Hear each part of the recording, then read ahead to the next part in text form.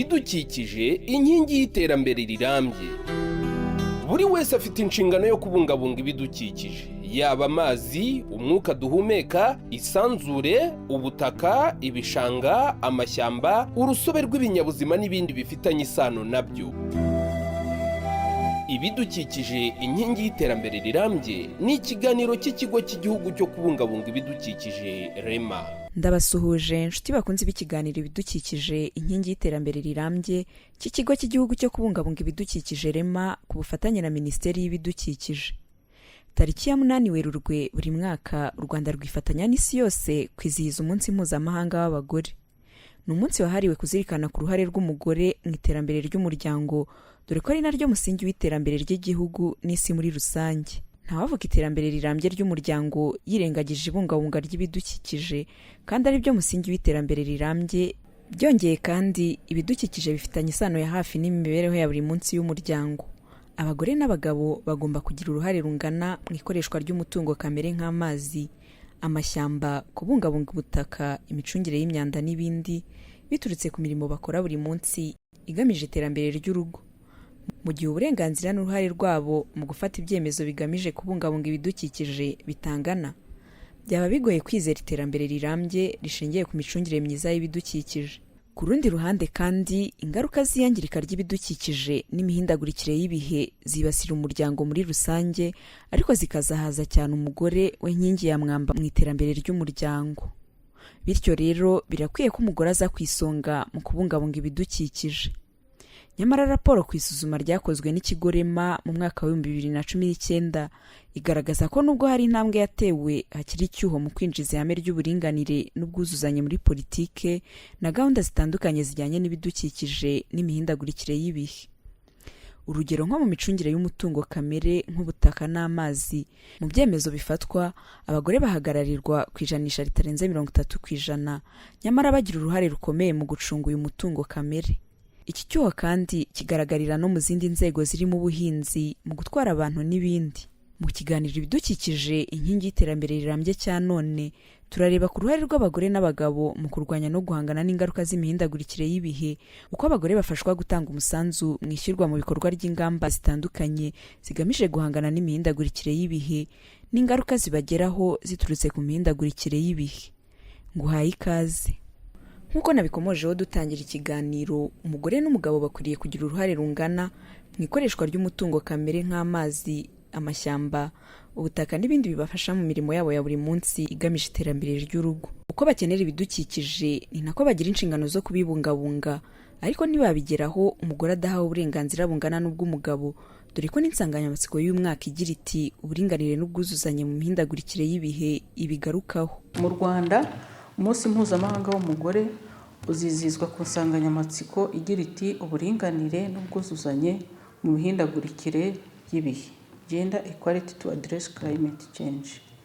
Impamvu u Rwanda rwatoranyije iyi nsanganyamatsiko nk'uko bitangazwa na Minisiteri y'Uburinganire n'Iterambere ry'Umuryango, ni ukugira ngo mu ngamba zitandukanye leta yagiye ifata zigamije guhangana n'ingaruka ziterwa n'imihindagurikire y'ibihe, umugore ntasigare inyuma, ahubwo agira uruhare rufatika mu ishyirwa mu bikorwa ry'izo ngamba. Urugero, dushingiye ku mibare yatanzwe n'ikigo cy'igihugu gishinzwe ibaruramibare ku mibereho rusange y'ingo, byerekanye ko umubare w'abagore bakoresha inkwi mu kubona umuriro ukiri hejuru ugereranyije n'uw'abagabo. Umubare w'abakoresha inkwi nk'inzira yo kubona umuriro waragabanutse uva ku 9.4% mu mwaka w'ibihumbi 2010 ugera kuri 2.5% mu mwaka w'ibihumbi 2017 ku bagabo bayoboye ingo. Naho abagore bayoboye ingo umubare waragabanutse kuva ku 8.2% ugera kuri 7.1% mu mwaka w'ibihumbi 2017. Hagendewe ku nsanganyamatsiko yatoranyijwe, umunsi mpuzamahanga w'umugore ni umwanya mwiza wo kurebera hamwe imbogamizi zikigaragara mu kubahiriza ihame ry'uburinganire n'ubwuzuzanye hagati y'umugore n'umugabo mu gushakira ibisubizo ingaruka z'imihindagurikire y'ibihe. Ingaruka zituruka ku mihindagurikire y'ibihe ni nyinshi ndetse zigera ku bagize umuryango bose, ariko by'umwihariko umugore azahazwa n'izi ngaruka igihe ibidukikije byangiritse cyangwa habayeho imihindagurikire y'ibihe nk'uko ikigo Rema cyo kubungabunga ibidukikije kibisobanura. Mu Rwanda hari inyigo nyinshi zakozwe zigaragaza ingaruka zikunda kwibasira u Rwanda ku bijyanye n'imihindagurikire y'ibihe. Zimwe muri zo harimo imyuzure. Rero ni imwe mu ngaruka z'imihindagurikire y'ibihe, aho twari dutegereje imvura nyinshi mu gihe cy'ihinga mu kwezi kwa 11, iyo mvura ntitwayibonye. Ubu byari bisanzwe, cyari igihe cy'urugaryi, ariko imvura yabaye nyinshi kandi iteganyagihe rigaragaza ko izaba nyinshi kugeza mu kwezi kwa 5, ngira ngo bamaze iminsi babivugaho. Rero iyo ubonye iyi myuzure ihari bisaba ko twitegura. Nanze urugero rwa ya myuzure, umugore utwite ukuriwe cyangwa se uhetse umwana mutoya, uburyo ari bunyure hantu araza gukenera yenda abagabo bo kumufasha kugira ngo yambuke ahantu hacitse. Ibyo byose rero ingaruka twese zitugeraho, yaba abagore yaba abagabo, ariko hakabamo umwihariko kuko hari ibyo abagore bakora bitewe n'uburyo bateye bisaba ko habaho ubwuzuzanye hagati yabo n'abagabo. Umugore akwiriye kugira uburenganzira haba mu gufata ibyemezo ku micungire y'umutungo kamere nk'amazi n'amashyamba mu buhinzi buteye imbere kandi bubasha guhangana n'imihindagurikire y'ibihe, na cyane ko ingaruka zituruka ku mihindagurikire y'ibihe ari we zizaho ku ikubitiro nka mutima w'urugo, ariko zikanibasira umuryango muri rusange n'umugabo arimo. Bityo rero ni ingenzi ko afatanya n'umugabo mu guhangana n'imihindagurikire y'ibihe nk'uko Minisiteri y'Uburinganire n'Iterambere ry'Umuryango MIJEPROF ibigaragaza. Nta gushidikanya ko ubwuzuzanye bw'umugore n'umugabo bwagira uruhare rufatika mu guhangana n'ingaruka z'imihindagurikire y'ibihe. Nk'uko bitangazwa n'abahanga mu birebana n'ibidukikije, bimwe mu bihe bidasanzwe tubona muri iki gihe birimo imvura nyinshi igwa mu buryo budasanzwe kandi ikaba yakwangiza byinshi, ihumana ry'umwuka w'abantu bahumeka n'ibindi ni zimwe mu ngaruka z'imihindagurikire y'ibihe. Ihame ry'uburinganire n'ubwuzuzanye bw'umugore n'umugabo bwafasha mu guhangana n'ibyo bibazo, bityo bagahuza imbaraga bashakira hamwe ibisubizo bifatika kuri ibyo bibazo. Gufatanya mu gushaka uburyo nk'abagize umuryango bakoresha mu gufata amazi y'imvura kugira ngo atagira abantu ateza ibibazo cyangwa ibyo yangiza. Guhuza ubushobozi bafite mu gukoresha mu rugo ibicanwa bitangiza ibidukikije birimo gukoresha rondereza ndetse na gaze kugira ngo bibafashe mu gukumira iyangirika ry'ikirere, birinda gutema bya hato na hato amashyamba bashakamo ibicanwa. Ni koko umugore ashobora kugira uruhare mu kwimakaza impinduka nziza zigamije kubungabunga ibidukikije ahereye mu rugo iwe ku bufatanye n'abagize umuryango, na cyane ko hari ingamba zashyizweho zigamije guhangana n'imihindagurikire y'ibihe ndetse no guhashya ingaruka zishamikiyeho. Kugira ngo abigereho birasaba ko afashwa kubakirwa ubushobozi butuma abasha guhangana n'imihindagurikire y'ibihe nk'uko Minisiteri y'Uburinganire n'Iterambere ry'Umuryango ibisobanura. Uburyo umugore yafashwa guhangana n'ingaruka z'imihindagurikire y'ibihe, twafatanyiriza hamwe gushaka aho batura heza badashyira ubuzima bwabo mu kaga, ni ukuvuga aho batatwarwa n'inkangu cyangwa ngo bature mu bishanga bazatwarwe n'amazi. Gufashwa mu birebana no kubona ibikoresho akoresha mu guteka bitangiza ibidukikije birimo imbabura za rondereza cyangwa se gucana akoresheje biogazi cyangwa gazi. Ihame ry'uburinganire n'ubwuzuzanye kandi bifasha mu kurushaho kumva kimwe ingamba zigenda zifatwa na leta. Ibikorwa bitandukanye bigamije kubakira umugore ubushobozi bwo guhangana n'imihindagurikire y'ibihe ni ngombwa ko bihera mu igenamigambi rya gahunda za leta kugira ngo bigire umusingi uhamye. Ibi ndetse byaratangiye aho binyuze mu mushinga wa Green Amayaga hamaze gutangwa imbabura zirondereza ibicanwa zigera ku 21,000, harimo 17,900 zatanzwe muri Kamonyi n'3,100 zatanzwe muri Ruhango. Biteganyijwe kandi ko umushinga uzatanga izigera ku 60,000, gusa ntibigarukira ku bicanwa byonyine nk'uko ikigo Rema cyo kubungabunga ibidukikije kibigaragaza. Mu buryo bwo gutegura igenamigambi ry'ibikorwa, twibanda kureba ko ibikorwa dukora bifite aho bihurira n'ubwuzuzanye. Niba ari kwa gukora imirwanyasuri, tukareba ko abagore n'abagabo babirimo bafite aho bahuriza bwa bwuzuzanye tukabugeraho.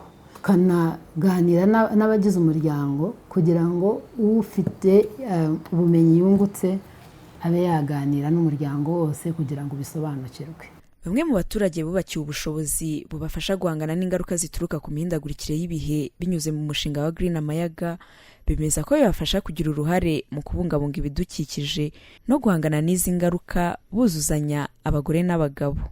Iyo habonetse imihindagurikire y'ibihe, cyane cyane mu bihe by'izuba, nk'ahangaha urabona ko ari mu gishanga n'imusozi, bagerageza kugira ngo niba ari izuba imyaka iriho bafatanye kuvomera iyo myaka.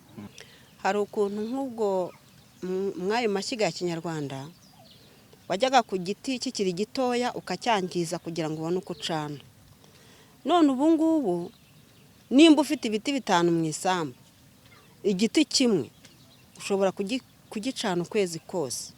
Mu kuzuzanya rero kw'abagore n'abagabo, ni ukuvuga ngo hari igihe baduhamagara gufata ibiti biterwa. Iyo umugabo atabonetse, umugore ajyayo. Usibye inzego za leta, imiryango ifitanye isano n'ibidukikije no guhangana n'imihindagurikire y'ibihe yibumbiye mu ihuriro Ringofu, nayo igira uruhare mu kongerera abagore ubushobozi binyuze mu kubaha ubumenyi ku mihindagurikire y'ibihe, ndetse ikabashishikariza kwimakaza ibikorwa bihangana n'imihindagurikire y'ibihe buzuzanya. Ku bijyanye n'ibikorwa tumaze kugeraho cyangwa turi gukora, mu by'ukuri ni urugendo rurerure, ariko twaratangiye kandi ntabwo dukora twenyine, dukora n'abandi. Hari ibintu byinshi byagiye bikorwa, ndetse bikorwa n'abagore mu by'ukuri bafatanyije n'abagabo hirya no hino, ariko by'umwihariko ukabona abagore babigizemo ubushake, kuko harimo kubahugura mbere na mbere, ko byagaragaye ko baba bakeneye ubumenyi. Bafite ubushake bwinshi ariko bakeneye n'ubumenyi kugira ngo bakore ibintu bigezweho. Hanyuma icya kabiri ni ugukora ibintu bituma hari ikintu bavanamo. Ubu rero dufite cyane cyane imishinga myinshi dukorana n'abaturage hirya no hino mu turere. Ujya hano hafi, tutagiye kure cyane, ugiye hano nka Rulindo, hano dufite umushinga cyane cyane wo kubungabunga ari amazi ya Yanze.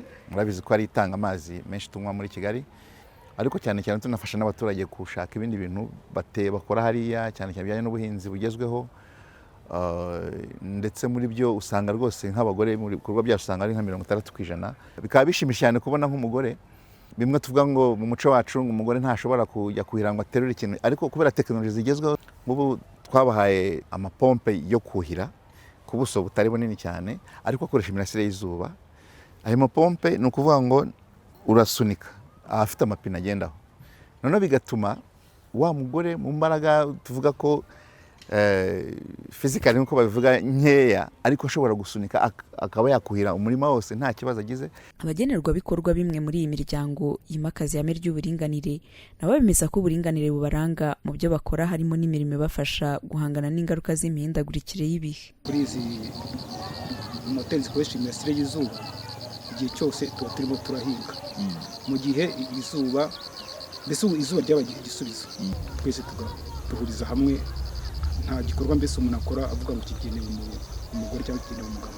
Cyane ngenda ndavuga kuri uyu murasire twuhiza, mbere najyaga nuhiza nkavomerera n'ikijerekani ku zuba, urabona nko ku mutegarugori aba ari ibintu biruhije, ariko nk'ubu ngubu igihe cy'izuba turafatanya. Iyo tugiye kuhira aragenda kuhira akamfasha. Ubu twaguze inka y'ibihumbi 500. Ndateganya ko tuzubaka biogaze, ariko hakaba ari n'indi shyiga nabonye, naryo nkashaka kubwira umugabo wanjye yuko mu gihe tutari twabona iyo biogaze n'iryo shyiga twazarigura, ikaba igisubizo cyo kugabanya ibicanwa mu rugo rwacu.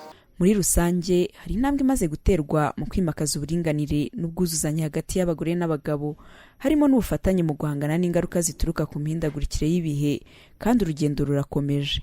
Mu gihe hizihizwa umunsi mpuzamahanga w'abagore, hari icyo Minisiteri y'Uburinganire n'Iterambere ry'Umuryango MIJEPROF isaba abanyarwanda muri rusange. Mu gusoza twavuga ko muri rusange kwizihiza umunsi mpuzamahanga w'umugore bizafasha kurebera hamwe icyakorwa n'umuryango mugari mu rwego rwo guhangana n'ingaruka ziterwa n'imihindagurikire y'ibihe, gushyira imbaraga mu guhangana n'ingaruka z'imihindagurikire y'ibihe hakurwaho inzitizi zose zishingiye ku busumbane mu bushobozi ku bagabo n'abagore.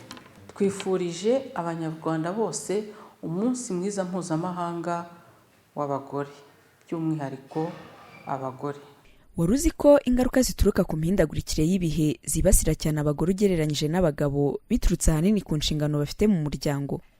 Uko amazi cyangwa ibicanwa birushaho kuba ingume, niko umugore utegura amafunguro birushaho kumugora. Mu gihe uburinganire n'ubwuzuzanye bw'abagore n'abagabo bwakwimakazwa, abagore n'abagabo bagafatanya mu bikorwa bigamije guhangana n'ingaruka z'imihindagurikire y'ibihe, izi ngorane zibasira umugore zaba amateka. Nahanshoreje ikiganiro ibidukikije, inkingi y'iterambere rirambye cya none.